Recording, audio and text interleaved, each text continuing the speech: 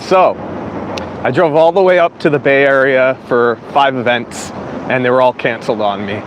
And I'm choosing to see things in a positive light, and I'm going to use this opportunity to make some content because the last year has been really hard work-wise. I've constantly been working, I've had no time for vacations, and it's been a struggle to keep up with YouTube even. So what I'm going to do is use this opportunity to talk about wedding photography and how they relate to events, what you can learn as a wedding photographer, why I think it's a really great place to start, and then I'm going to enjoy my day in San Francisco. I haven't had like a vacation in almost a year, and last time I actually, ironically, last time I had one, it was in San Francisco. So it's disappointing to have my work canceled for sure. I'm not happy, but it is what it is, and I do think it's going to work out for me in the end, so no worries. Oh cool, I can see chats. Howdy from Orlando. I hope to visit someday. Okay, so let's talk about wedding photography. I actually started as a wedding photographer. It seemed like the easiest thing to get into. You know, I don't recommend people just jump in, buy a camera, and say, oh, I'm a wedding photographer. What I'm specifically recommending to people is that they learn the ropes of photography and what it means to be a professional photographer as a second shooter at a wedding, or even starting as an assistant. One thing to remember is that this is not, you're providing a professional service. And you are not the artist here. You're doing something creative for other people. And so it's really important that you learn how to be a professional, how to professionally cover an event, this business side of it. Get a foundation, something you can build off of so that you're not reinventing the wheel when you go on your own as a photographer. All of this you can do as a second photographer at weddings. And if your ambition is to eventually become an event photographer like me, and you want to move into like corporate work, eventually you want to photograph, maybe you want to do some political work, your dream might be to work for large corporations, you want to shoot for Nike, whatever, you're not going to start there. Typically you need to start somewhere and build up to that. And again, weddings can be a very good way to do it. My own personal experience, which if you follow the channel you might be familiar with, was, and if someone could let me know that my mics are working okay, that would be really helpful. But my own personal experience with shooting weddings was a good one. And it really helped me develop my skills, and again, learn a trade, and have sort of a bread and butter series of things to go to as a wedding photographer when I went out on my own. And additionally, I learned a lot of stuff that really ended up translating over to event photography. Stuff that specifically I don't know if I would have learned had I just jumped into event photography. So, just to recap, and sorry if you know this story, if you watch my channel, but I've always loved photography. I've always been interested in it. After graduating college, which I spent all my time in the photo lab at, I eventually did, after traveling and doing the whole soul searching and not being content and being really disillusioned with the corporate world, the 9-to-5, all of that. When I moved back to LA, I decided to put my foot down and really pursue this thing. And I figured the quickest way to jump in wouldn't be trying to be a fashion photographer or doing commercial work. I figured the quickest way for me to get a camera in my hand and start working would be to shoot weddings. But I didn't have the hubris to think I could just jump in and start shooting weddings. I respected the craft and I wanted to learn it from a pro. And I made an Excel sheet of every wedding photographer I could find online in Los Angeles. In 2008-ish, maybe 2007, that wasn't as large as an Excel sheet as it would be now. It would literally be 100 times longer, if not more. It was a different time, only 13, 14 years ago. It was a really different time. I'm gonna take a break because I don't have like a gimbal for my phone, and I'm just carrying a lot of stuff in my bag and hand holding this camera. It's fun to, the bridge. Yeah. And so, whew. So started, lost my train of thought a little bit. Thanks for the heads up on buffering. Nothing I can do. Hopefully it's watchable. So I made this Excel sheet. I hit up every photographer on it. None of them got back to me, or they all said no. A couple referred me to another studio, which they were like, that's the large studio to hit up. And, you know, I'm figuring the biggest studio in LA at the time wasn't going to be the one to actually follow up with me, and they did. And so I remember interviewing, dressed up, wore a suit. I really think it's really important to do that. Always go above and beyond. It's safer than going too little. And when I met up with them, they're like, yeah, you know what? We've gotten dozens of emails, maybe hundreds, but you seem good to us and we'd like to give it a shot. They gave me a shot. I started shooting weddings right away. I was more than happy to assist. They offered me a second shooting position right away. They underpaid me and I did it anyway, and I never complained, and I did my best to be a sponge. I mean, I've always had reverence for, I don't really respect people just because of a title, but I respect like people that have really, I respect knowledge, I respect experience, that kind of thing. And I was working with a very experienced photographer who really knew his stuff. And I'm not talking just technique. He was a very good technical photographer, but he really understood the wedding business, and I learned a lot. And, you know, I just asked questions, tons of questions, and I'd get answers, and he was really generous in that way. So from shooting weddings, I learned how to really read a room, how to read the energy, because although it's extremely important if you're shooting events to really focus on capturing something real, capturing real emotion, and not just taking photos to take a photo, when you're shooting weddings, it's more explicitly implied that you need to be capturing the moments. And that's something I've always gravitated toward. I didn't need someone to explain that to me, but weddings were a really good forum for me to kind of focus on that. Let's take a look at comments if I can scroll. Looks like I can. Ken says, I'm doing the same thing, started as a videographer. I have just wanted to work as a wedding photographer, but all photographers told me to do videography for them instead. But now I have zero wedding skills, so I take crossover between wedding photography and wedding videography. Maybe not as much as you're realizing, but just not even wedding photography and wedding videography, just photography and videography. There are some fundamental differences where in photography you're looking for moments, you're trying to capture a moment in time, and videography there's more movement, etc. But ultimately composition, lighting, all of that will translate. So I think it's incredible videographer into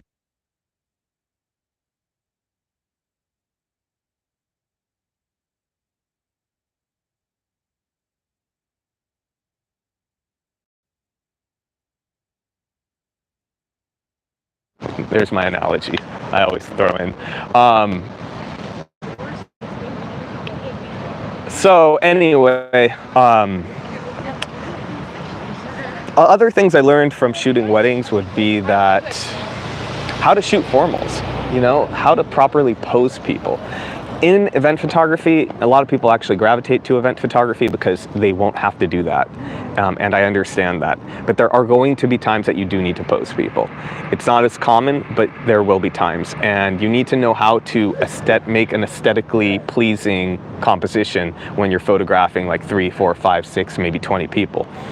I've had specific examples in my event photography work where I literally thought to myself, I'm like, damn, I'm glad I shot weddings, because a corporate event recently, all the like shareholders, it was like a large group of people. I had to work with 60 people and pose them, and these are all people with limited time, and I had to nail this shot. There's a lot of prep involved.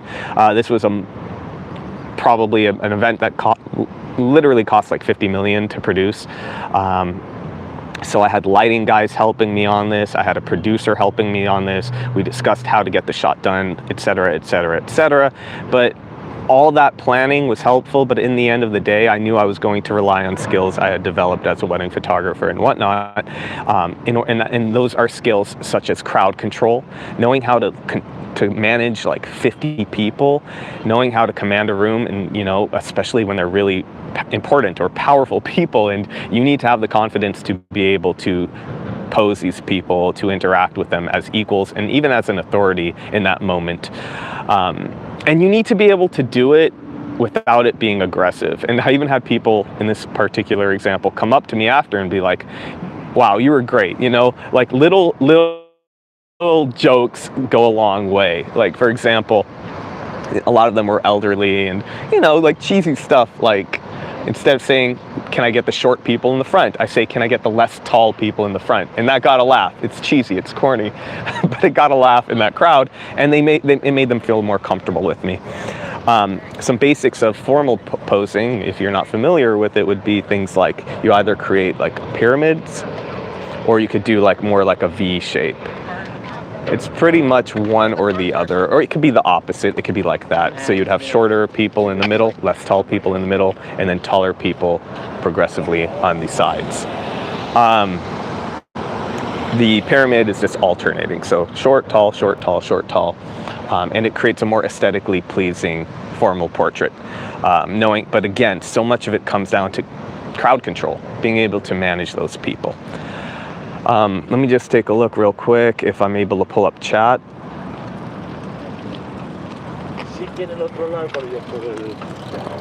All right. So I got here early and I was like, this is a touristy spot. I thought no one was here, but now people are starting to arrive. If you're watching this, if you're in San Francisco or you're familiar with the city at all, I happily will take recommendations on where to go. I've been here so many times that it doesn't have that wonder to me. I'm not super excited because I have been here. I'm excited to be here, but like it's not novel. And so I would love recommendations. If anyone knows of a non-touristy spot, maybe something unconventional, I'm all ears. So let's talk about how you how I think a lot of wedding photographers will eventually transition into event photography, should they desire, and how it can particularly help you, what that transition might look like. So for me, or I should speak generally on this, real quick, I'll answer a question. Do you think the way that videography and photography and wedding run the same?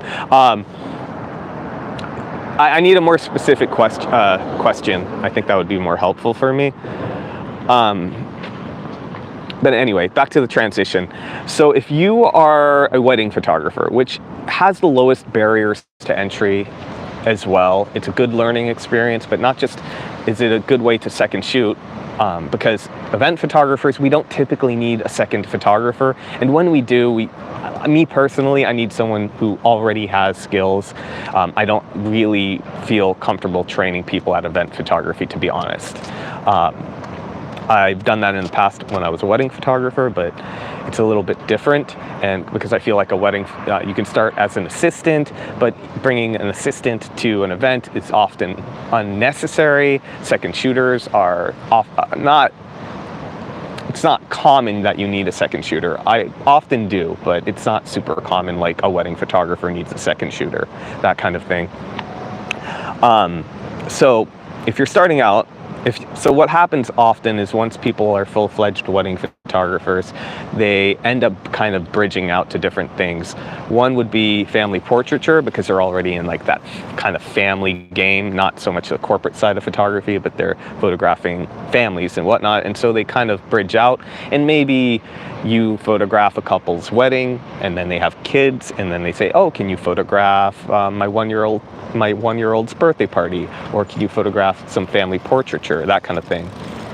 But often you're shooting those family events, and that's kind of how you transition initially into shooting events. And it becomes a very good way to supplement your wedding income, because wedding photography, to some degree, hang on, my phone just did some weird thing and I don't know what it's doing. But anyway, wedding photography to some degree is seasonal. And so you're going to have drier periods, and it's a good idea to supplement that Sorry, I'm trying to figure out. It's like my phone pulled up some filter thing and I don't even know what it is. But so that's going to be very normal. That's exactly what happened for me. You know, eventually I'm shooting weddings, I'm second shooting, then I start concurrently shooting my own weddings, applying what I'm learning from second shooting, and from there I start booking other types of work, events. They were usually like kids' birthday parties. At some point, someone kind of gave me a shot and asked me to shoot a non-private family type event. I shot that. From there, I could add that to my portfolio. Then I could shoot more of those. So often it might be like non-profit. Like a non-profit might hire you first. You're not going to jump straight in to like a super large corporation. You're not going to photograph Walmart's whatever, right? And so then you just kind of leapfrog. You just keep building up. You're not, once in a while you'll get that big break and you're going to make a big jump, and that's going to be great, and you should celebrate those moments. My particular moment where I felt like, okay, wow, I'm on the map here, was when I was hired to photograph Adobe Max. For me, that was big. I think that was at the time, that was like the largest corporate event I had shot, and being given that trust to photograph an event for photographers, for creatives, and to be chosen was a big deal.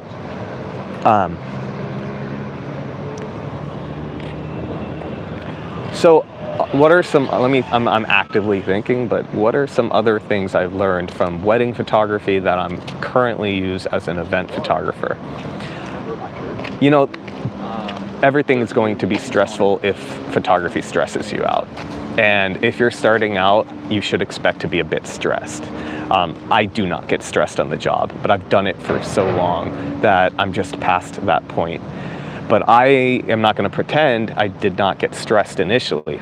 And weddings can be a special kind of stressful because you don't want to mess a big event up in which there's like a massive budget, you know, $100,000 budget, and then you mess it up. That's not good. It's a terrible feeling, but there's something more personal about messing up someone's wedding day. And exposing yourself to that stress will make events in comparison seem extremely low stress. And so I really think being given that responsibility really helped me when I've been given a different kind of responsibility. Another thing about weddings would be that it's really a good opportunity to be able to think on your feet. I don't know if it's more or less of that, but it was something that did prepare me. You have to remember that wedding photography is event photography. It's just it's a specific format, you could say, of event photography. But it's not like every other type of event will be one format, right? They're all going to be different. So to say wedding photography is like inherently extremely different than regular event photography, I don't think that would be fair. I think it is not much more different than a corporate conference to a brand activation, really. There are specific things in weddings that will very much translate right over, like shot types. If you know how to cover a wedding as far as shot types go, establishing shots, showing the venue, showing the scale, detail shots of the event. So at a wedding, that might be centerpieces. At an event, that could be branding. Candid interactions. If you're shooting a wedding, those are extremely important. Those capture the emotional points of the day. It's something that's really going to resonate with the viewer. It's going to resonate with the people that weren't there. It can give them a window into what it was actually like to be there. What else?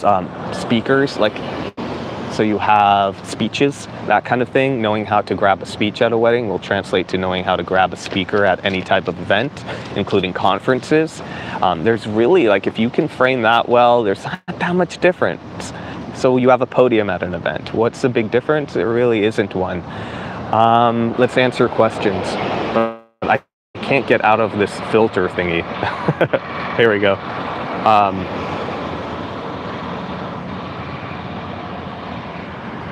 It's my first one, and I offer them to do it for a learning experience and for free. Okay, so I've said it a lot on my channel. I'm not a huge fan of working for free. I don't think just because it's good for you doesn't mean it should be free for them. Okay, there's a lot of things that are good for me that I do in my life that I shouldn't do for free. So it doesn't make sense. However, there are caveats to that. I think nonprofits, when they otherwise could not afford a photographer and you want to volunteer that, I think that's reasonable. But there are going to be people that are trying to take advantage, and they have a budget for photography. They should be paying for photography, and they're trying to get it for free.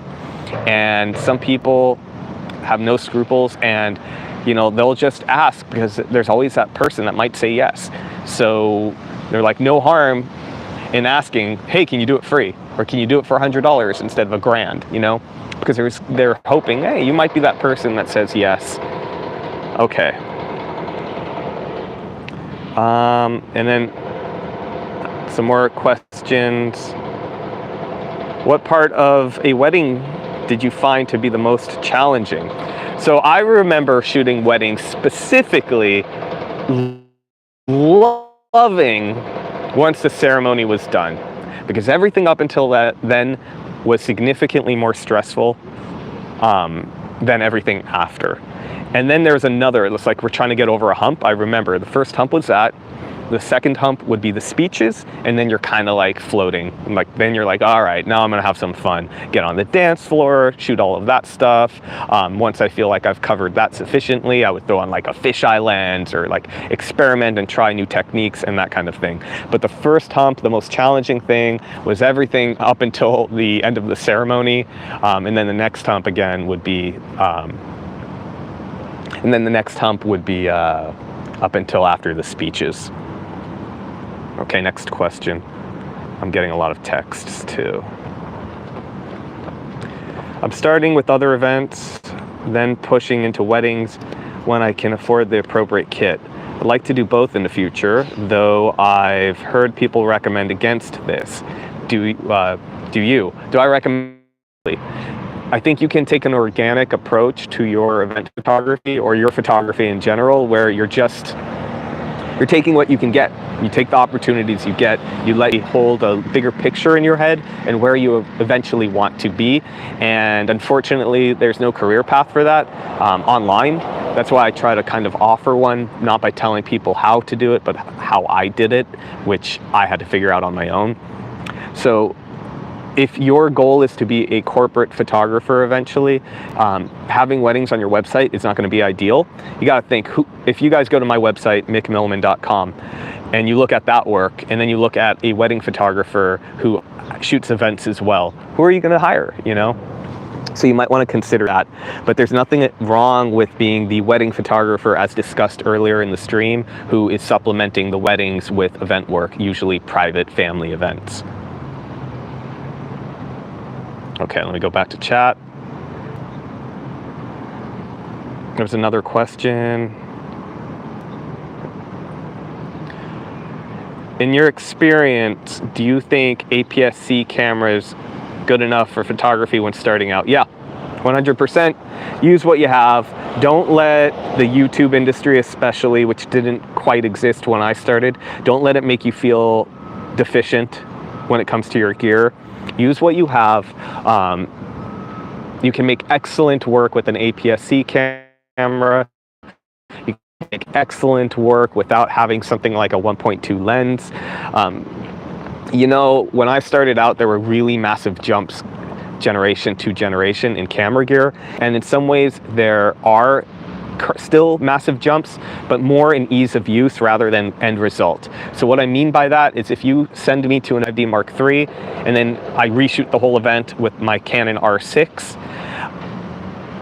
the R6 will be more pleasant to use, maybe not more pleasant to use even, but a more effective tool in a lot of ways, an easier tool with eye detect, etc. But I guarantee you, you'd see almost no difference in the quality of the work, the end result.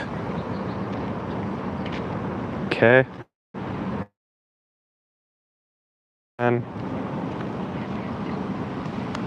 All right, I have a few more questions. Oh, that's perfect. That's like 2 miles. That'll make my run like about a little over 5. Cool. All 5 events canceled. What happened? I don't want to get into the details of it, but it happened. I'm getting my expenses covered and everything. It's going to work out. I'm not super stressed, but things like that happen, and I don't want to get too into like make the video about that stuff. But if people are interested, I'll happily make a video or do a live stream. I might just do a live stream every day while I'm here in San Francisco and talk about a different topic. But I can talk to people about how to protect yourself, contracts, etc., why you do deposits. Deposits are more for them, but they are for you as well, that kind of thing.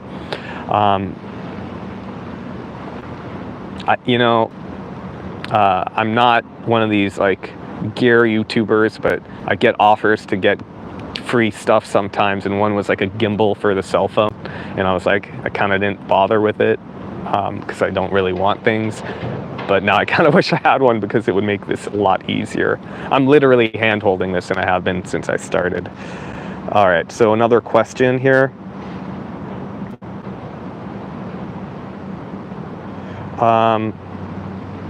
Hotel, I don't know if this is a question, Paul. Hotel indoor, white walls, Sony A7 IV, and Sony glass. Is that a question? And I do concerts at night with the Micro Four Thirds bodies and primes. It works great. If you can make it work, you can make it work. It is not the most ideal gear, though. We have to be honest about that, right? But you can make that work, of course.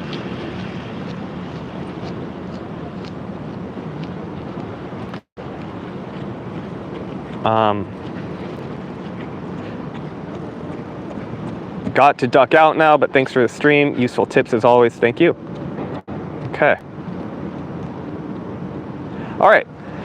So back to the topic, weddings. And let me kind of make sure I finished my thoughts on transitioning and career. I think I covered already how you can transition from being a wedding photographer, how you can go from supplementing weddings to eventually going full. I think that's what I should talk about.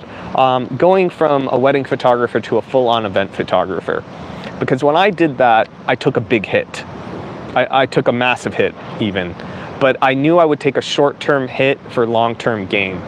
But that long-term gain took a little bit longer than I anticipated. And so I think there's some stuff I could talk about that might help you. So when I decided to go full bore into event photography, let's see if we can change my view here. Now I'm silhouetted, but when I decided to go full, I think I'm gonna go for a walk, full bore into event photography, I knew that by taking off weddings from my website, portraits from my website, etc., that I would take a short-term hit. I was basically committing to, I'm not the first. It's a kind of a classic example I've heard of marketing. If you have a specific weed problem, a dandelion problem, and you go to the store and you see one product that says kills all weeds and one says kills dandelions, like, which one are you going to choose? And most people will kill the one that kills their specific problem. And so that was my goal. I wanted the choice to always be clear when it was me versus people that had a bunch of different things. I didn't want to be a jack of all trades. I wanted to be like the best wedding event photographer I possibly could be. And so I think perception matters. And it doesn't matter if you're amazing at portraits. Oh, it's The Rock. If you're amazing at portraits, you're amazing at fashion photography, you're amazing at commercial work, having all of that on your website, there's a perception there that you're not great at any, even if the work is great. There's this people, it might not seem logical, but I think it's the case. And so you really probably want to focus. Now, when I decided to do that, again, I knew I'd take a short-term hit because I was now limiting the type of work I could do. And so the reason I decided to transition was because I didn't care for shooting weddings. I mean, now I kind of enjoy it, I shoot like a wedding every 3 years, 4 years, and I enjoy it because it's just another event to me. But at the time, I was really disillusioned with the wedding industry. It kind of offended me a bit. I was more idealistic at the time, and I felt like there's just so much pressure on couples to follow a formula when it came to their wedding that was really dictated by an industry, not even religious tradition necessarily or anything. And when it really hit home for me was when I had couples asking me what they were supposed to do. Like, Mick, what are we supposed to do when we cut the cake? And I'm like, it's your wedding, do whatever you want. Things like that, and other things bothered me. And I didn't want to do that. And I also felt like there's amazing wedding photographers, but I felt like I could do more, that I was capable of more. I could do stuff that not just anyone could do. Now, I don't mean to put down wedding photographers, but there's just such a huge gulf in skill when it comes to wedding photography. There's people that have no business doing it, and then there's people that produce just absolutely incredible work. But I felt like eventually shooting large corporate events, there was a smaller group of people that could really do it, and I wanted to be amongst them a bit more. It's not about being too good for weddings, it's about feeling like I had more potential, if that makes sense. I don't think I explained that as well as I could, but hopefully people understand what I mean. So I decided to do this, and initially, it hurt because I stopped getting as much types of work, and I knew I needed to find new ways of putting myself out there. And I chose search engine optimization. I chose what would suit my personality, because also events suit my personality. I like this kind of in and out, not too much back and forth with the client. You shoot the event, you do an easy edit compared to other types of photography, and then you can just move on. That's what I wanted personally. And I wanted my approach to marketing, etc., to reflect my personality as well. Lean into my strengths as well. And so I committed to learning search engine optimization because I wanted people to just come to me. I was never comfortable making cold calls. I didn't want to become comfortable making cold calls. I didn't want to, I have no, people give advice, do this, contact people on LinkedIn, but most people don't have a lot of success doing it. And so I figured, okay, just make sure that when people search for a Los Angeles event photographer, I'm at least in the top 3. And that took I had a lot of results in about 3 months. And I'm not pitching this, I didn't mean to pitch this to anyone, but if you want help with search engine optimization, I would check out my Patreon page. I can help you with that. But anyway, it took 3 months of that to see some immediate results, but then to get to number 1 or 2 took another year. And I thought, okay, now I should really be killing it, but my expectations were higher than the reality, and there's a reason why. I thought if you're at number 1 or 2, geez, there's hundreds of events in LA probably every week. I should be getting a ton of work. And I wasn't. And for years, I actually had a dry spell where I actually made maybe even less than I had in previous years, because every year in my career, I always made a bit more, except for this one period of time. And I didn't understand it. Let's walk down this pier maybe. Ooh, there's a beach. I didn't understand why. And I only figured it out I only figured out why within the last few months, maybe half year. And that was that Google stopped forwarding my emails. Well, first I realized Google was putting at least half of my emails about work. So emails I went to my work email, at least half of them were ending up in spam. And then another half of them I hope just went through. And so what I learned is, okay, I'm not someone who wants to be on my phone often. I don't like checking social media. I don't really use social media. I just post. And I realized I have to be that person that checks my spam folder every hour, because if you don't, you can lose a job within an hour. In my career, I've taken too long to respond to someone, and I mean by an hour, and by the time I do, they're like, oh, we hired someone else. That happened. This is a beautiful view. So that was frustrating because I realized by emails going into my spam folder, which I did not check for like 2-3 years, who knows how much work I lost. And then recently, I discovered something else. Although I've been working a ton, I realized something else, and that is that although Google will not admit it, they do something called rate limiting. And so if you're forwarding from an email, so in my case, info@mickmilman.com, they decide to limit how fast or how many of those emails go through. And they won't admit to this, but I know it's a fact. I've done the research. My server, my domain server, blames Google. Google tried blaming them, but I know it's Google. And it's really unfortunate because I pay for like Google One and I'm supposed to be treated special and I'm not, you know.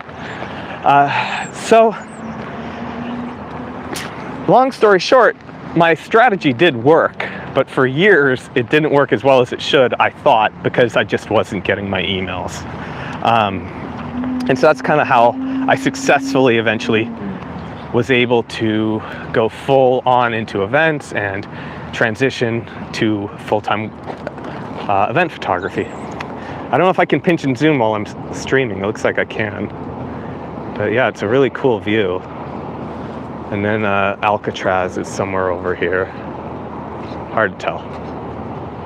Okay, let's hit questions. And then, I don't know how long I've been doing this, but I've been hand holding it this whole time. Okay, 40 minutes.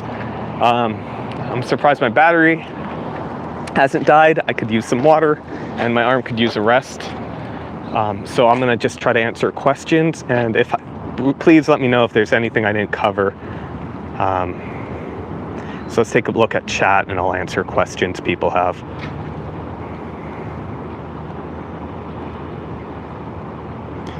Okay, there's a lot. I'm blind, so I'm trying to see it. Okay, questions. Question is further back. Hey Paul, just offering my 2 cents on your question. Is the wedding before sunset? And are there any windows at the venue? Is that the question about the Sony and white walls and all that?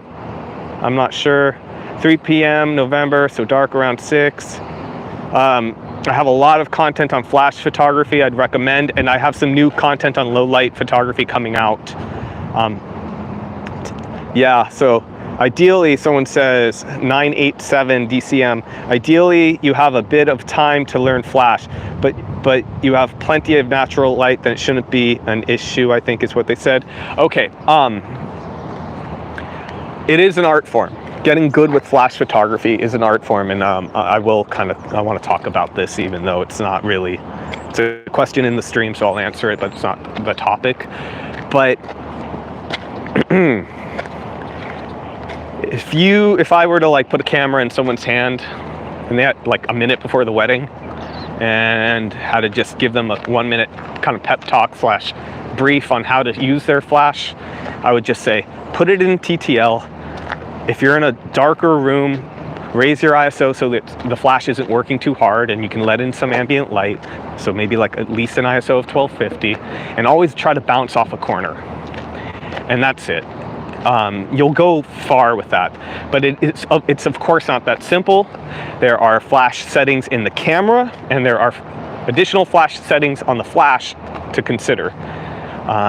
Canon now has a lot of different options, almost too many because they don't always work the way I expect. But there's different ways it can meter. It can meter for like an average exposure when you mainly want to expose with the flash versus when you want to consider the ambient environment. You can meter specifically off faces now for your flash. You can do a lot of stuff like that you couldn't do before. And with the flash, mostly I would say the biggest concern will be understanding how to use exposure compensation. Because if you're using TTL, which, without getting too into it, I think shooting manual for event work is ridiculous, except for a few specific situations. Any people giving advice to shoot a manual I haven't been able to get my head around, not because I'm closed-minded, I just have not heard a good argument for it personally. If something works for someone, go for it, you know? But for an objective advice, I don't get it. So mostly the reason if you're not getting the results you expect in TTL is because you're not using exposure compensation. And your flash is essentially like your camera, exposing for midtones. And it doesn't know what it's photographing necessarily. And so if you're photographing a black wall, it will expose as if it were a gray wall, middle gray wall. If you're photographing a white wall, it will expose as if it were a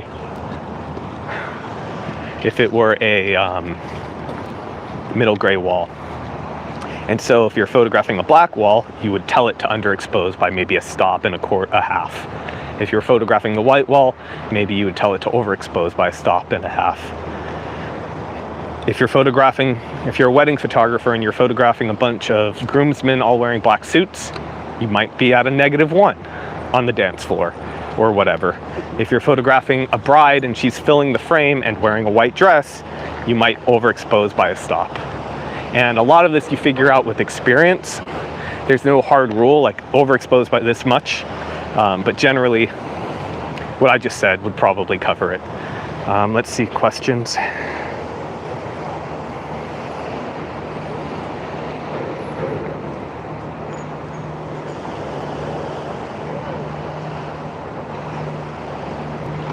Okay, are there white walls? Then you could always bring a flash, throw it into TTL, and point it at the wall behind you to create bounce. Yep, exactly. What a weird, that's a weird story with spam folder. I thought Google bots would be smart. I don't know what they're talking about. Thanks, Mick, your experience is helpful, thank you. Flash has TTL mode, so you can use it if you're in a rush. You should use it even if you're not in a rush. Ken's leaving now, okay. I've been doing e-commerce photography for over a year now. They're closing one of the locations and moving. It's really hard to stream and read, I'm sorry. And then my chat disappears. Sorry, I lost your chat. Okay, e-commerce, one of the locations, moving some of us to another state and firing the rest, crazy times. Diversify your source of income.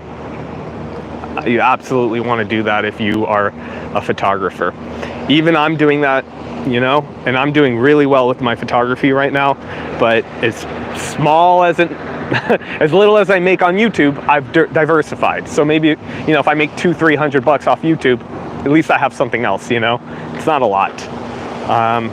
You may have a video on this already. What systems do you use for backing up photos? Oh, my battery is going to die soon, so I'm going to answer all the questions and then wrap. I've got a few more. So as far as the JPEGs go, I don't save them because they get uploaded to galleries, and those galleries are archived. So any job is kind of saved, and I'm covered. If I lose my raw files, which of course I don't want to, I use SmugMug. Some people might use like Google Drive or Dropbox, but if I can always just, that link stays good. And so maybe sometimes people lose the link, I re-email it to them because they can't find it, that kind of thing. So I don't have to worry too much. After that, I mostly just have multiple hard drives with backups. And you should ideally keep one of those hard drives in a different location. So maybe you have family somewhere. Okay, I gotta get away from this loud tractor. Maybe you have family somewhere in a different area, different city, and you can send them backups. Cloud storage just isn't cheap enough yet to make that economical, but I fully expect I can probably just back everything up in the cloud in the next 5 to 10 years. Okay.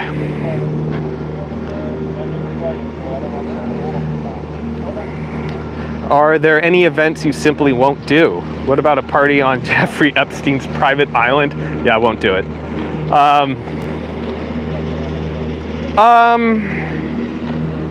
More, you know, ethical. It would have to be like an ethical reason. I shoot political events. I know where I stand politically. but like I wouldn't not photograph someone because I wouldn't vote for them, to be honest. I'd be okay with like photographing their event. I don't have, the older I get, the less egoic ambition I have, I find. But I still have a few like egoic goals. So one would be, I would love to photograph a president, and I don't care what party they're from, you know. I believe I've already photographed a future president because I kind of have photographed most of the likely candidates, at least on one side of the aisle. But I would like to photograph them when they are president, of course. Oh.